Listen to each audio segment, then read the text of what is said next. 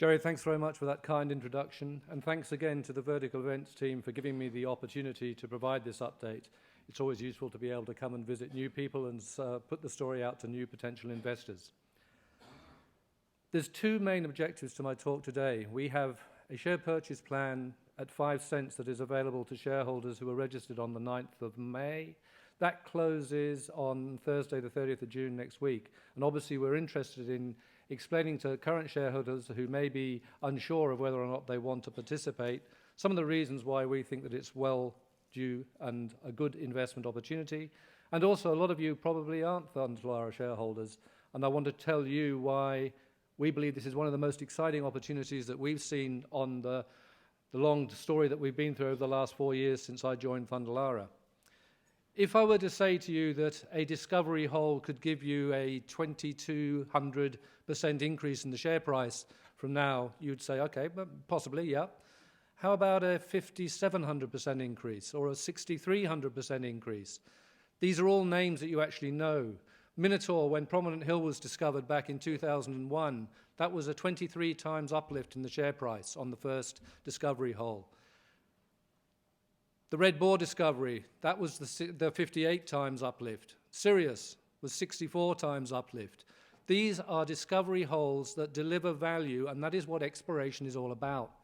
We really believe that where we're at the moment, and the hole that we're going to be starting, or the drill program will be starting at Red Boar in the course of the next 3 or 4 weeks, and that will drill for the next 6 to 8 weeks, is got all the potential, showing all the geological signs that could have that sort of outcome. It is speculative. It's investments that are always in the speculative sector because it's exploration. There are no guarantees, but our game over the last few years has been designed to reduce the probability of failure and increase the probability that we actually have a real target there that could deliver those sort of outcomes. That's what I want you to hear and understand from what we're looking at. We're an active explorer. We put money in the ground. $1 million goes in the ground every quarter. We spend $1 million, and at least 2/3 to 3/4 of that goes in the ground every quarter. You look at the people. Most times people say when you're looking at investment, you want to have an understanding of the quality of management. We have over 200 years of resource sector experience between management and board. People like Phil Crabb, who was our chairman and founder, discovered the Yilgarn Star Gold Mine and took that from discovery through to production, of very, very profitable.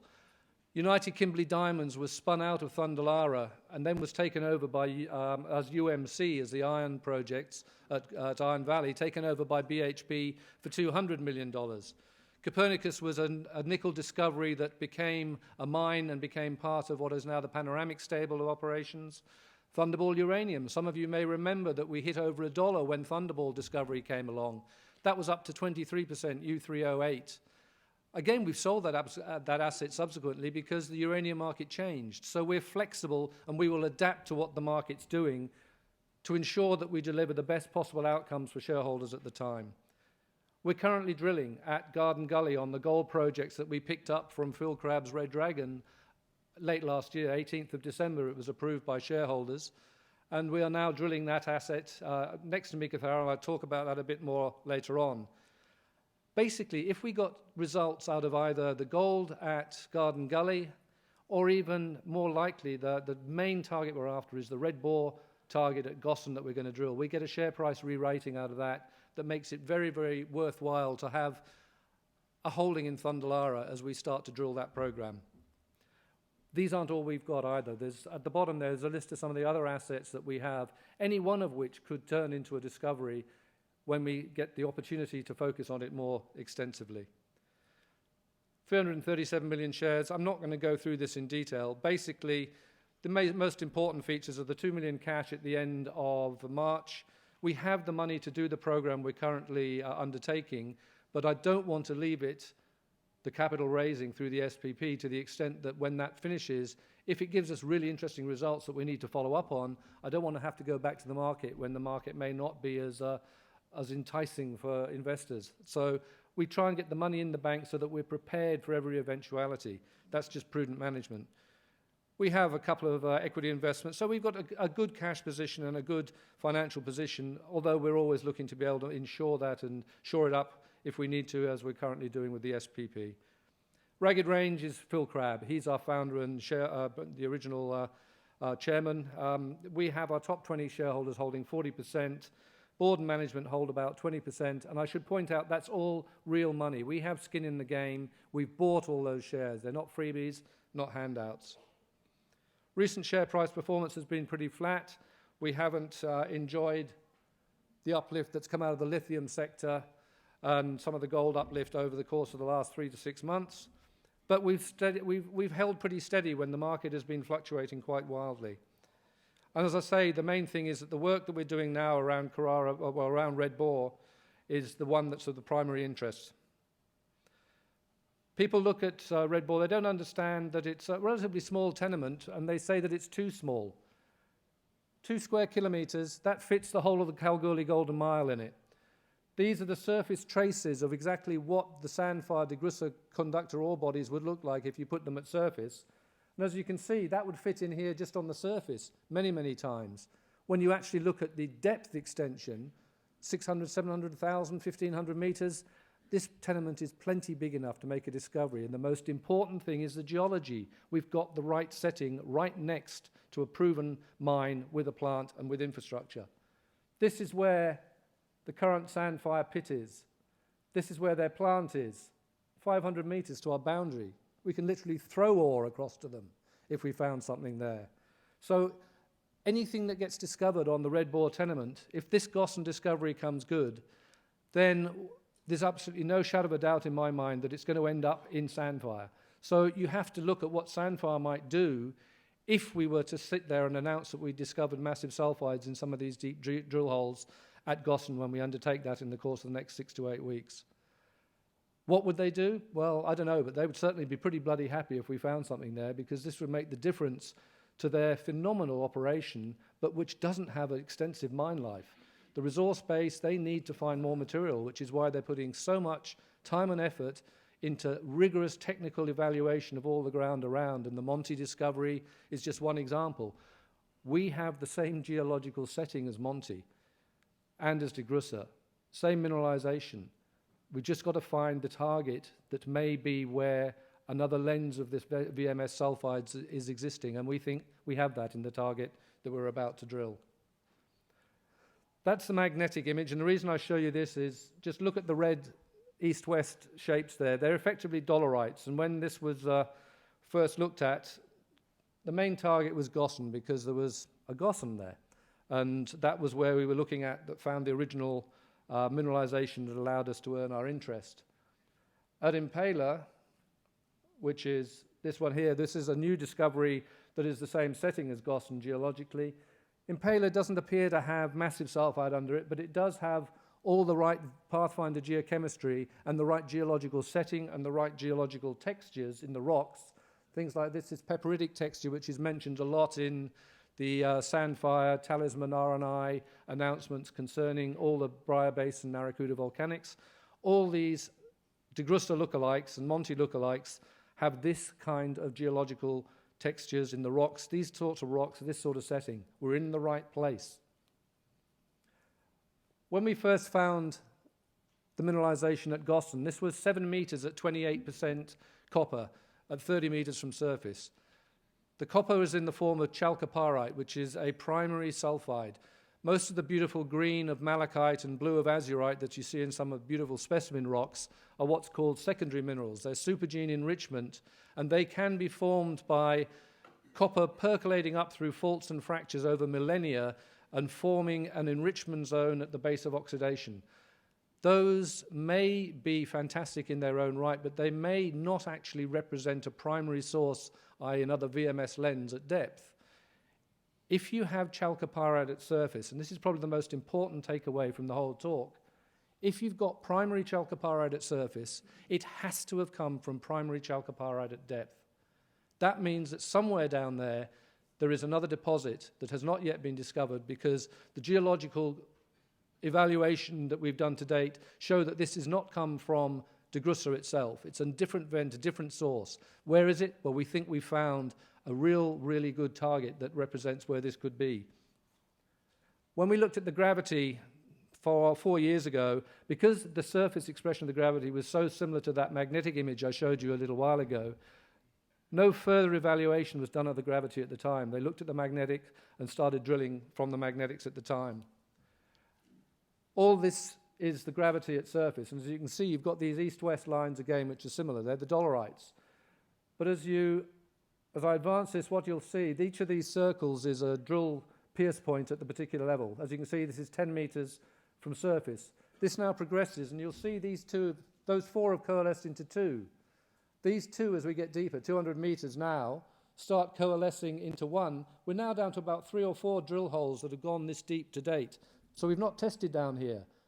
But what the hell is this now? Because nobody's had seen what this could be. This gravity anomaly here is to about 180 meters to the northwest of Gossan. Everything we've been looking at had been at Gossan and a bit to the south and at Impaler.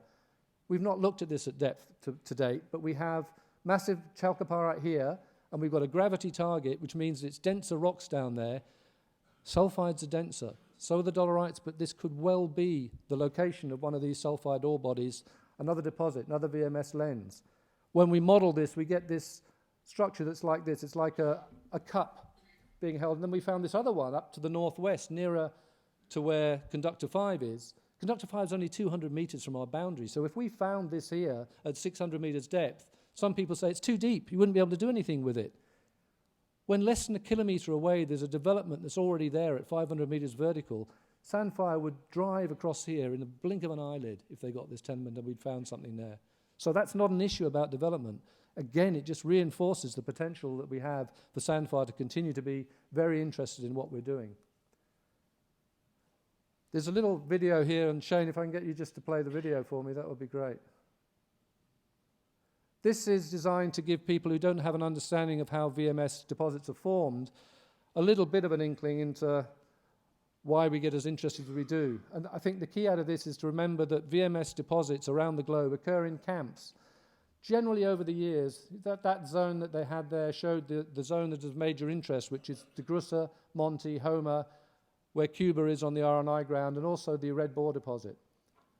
Over years, you get a heat source at depth. The sulfides come up from that heat source down in the magma at depth, comes up, forms the ocean floor in black smokers, deposits laterally, so it lays out flat. It doesn't necessarily stay that way. That green zone there is like a dolerite flow that might have come out earlier beforehand and forms the base. Then this massive sulfides are on top. You might get another injection of just dolerites on top. So you now have a series of a sequence, which is dolerite, massive sulfide, dolerite. That's all how it was formed originally. It can then get folded and bent and messed around and what we call tectonized, which basically is fractured, folded, deformed. And when you deform stuff, you can squeeze sulfides and push them into different locations, which is what we think has happened at Gossan and why the Gossan deposit is where it is. And that's why we think it leads down to what can happen at depth. When these all get folded, you find there's lots of different locations of any VMS camp. So there's multiple deposits, and we know this from looking at DeGrussa and Monty, and now us and what other companies are looking at around the area as well. They have the same targets that they're investigating. So there's the zone of interest. DeGrussa, Red Boar, Monty's around there, Cuba down here. But we're closest. Nobody else has found massive sulfide that they can follow. As I say, this is the real key. They found indications, they found pathfinder elements, all of which is great, but having this mineralization at Gossan, this 7 meters at 28% plus an ounce silver, this has come from somewhere. It has to have come from somewhere deeper. And when you get this gravity structure that shows us that we've got, this is it being recreated from depth, you can see how it's got a keel, a base at the bottom, and then these 2 limbs come up to the south and to the north. Conductor 5 is up here, so this other one that's we've not looked at before is over here. So we've got this deep one here, and then the one in the northwest that we've not tested before, not even knew about. We believe that our targets are down here. Gossan's up here, so it's in the side of this. So as we sit there and start to look at what we're going to do with the drilling, we'll put a deep hole, RC hole into here first, because it's never been tested. And if this is valid, then so is that. We've got the mineralization at Gossan. This has never been tested at depth. So we'll drill some deep RC holes in through the middle to get a better bearing, and then we'll put the deep diamond hole to target best in this zone down here. And as this shows the cross-section, you'll see why what we have here, there's Gossan at surface, the mineralization we've done to date. we've got the potential for this folded package of rocks, the dolerites with the volcanoclastics in between, to host a zone in the hinge at the base of this, in the keel of this folded package. It's the primary location to have one of these things found again, repetitions. Plus, remobilized repetitions up the limbs is a real possibility. Plus the new one we've never even seen before in the northwest. These are all part of the drilling that will start.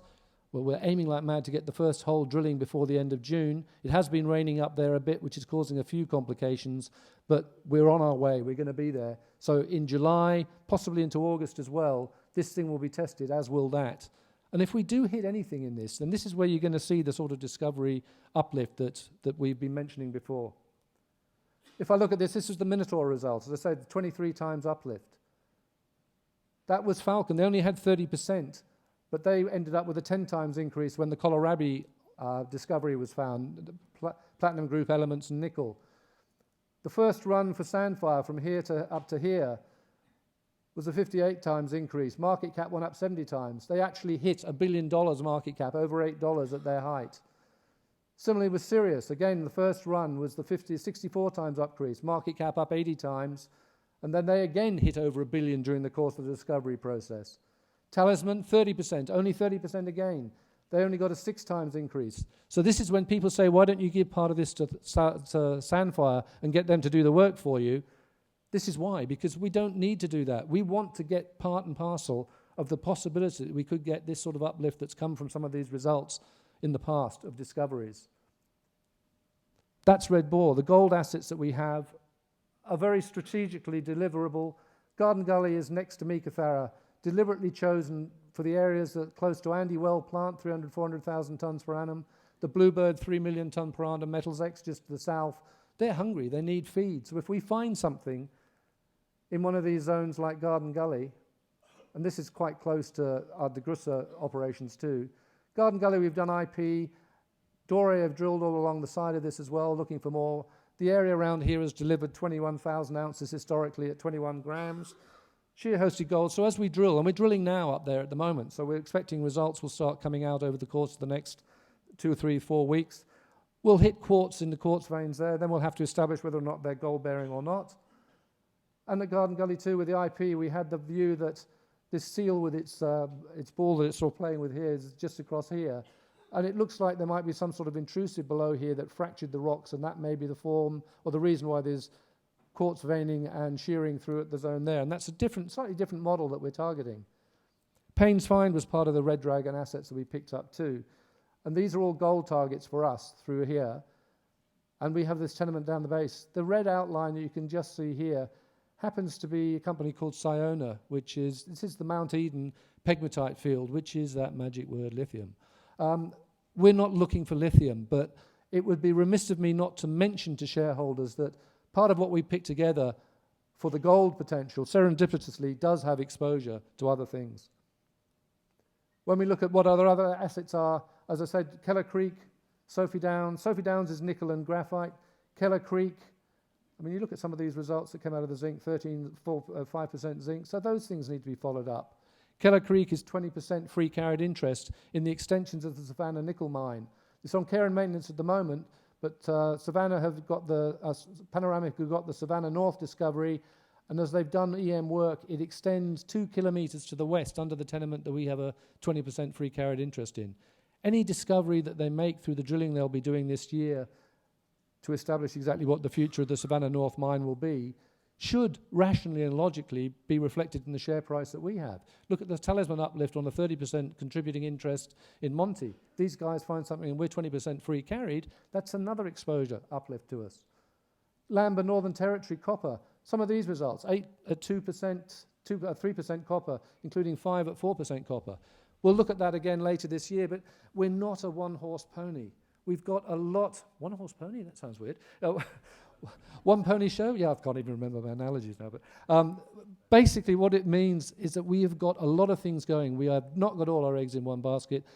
Red Boar and Garden Gully, Red Dragon assets that we've got give us immense potential to deliver some serious uplift. And I'd really encourage anybody who likes a bit of exposure and likes to have a little bit of a flutter in the market at the speculative end as part of their total exposure and their portfolio diversity, putting in at 5 cents now, whether it's on market or if you're a shareholder, participate in the share purchase plan, because that money, if you participate in the share purchase plan, comes into the company and supports the next stage of drilling, the next follow-up for us.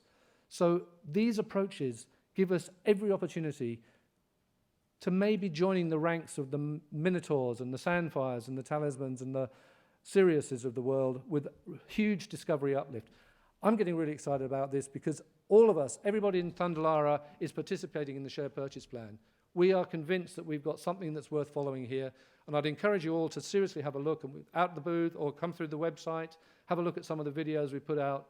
We're really excited about what we're about to start doing, and we hope that you all would like to be able to share in that as well. Thank you.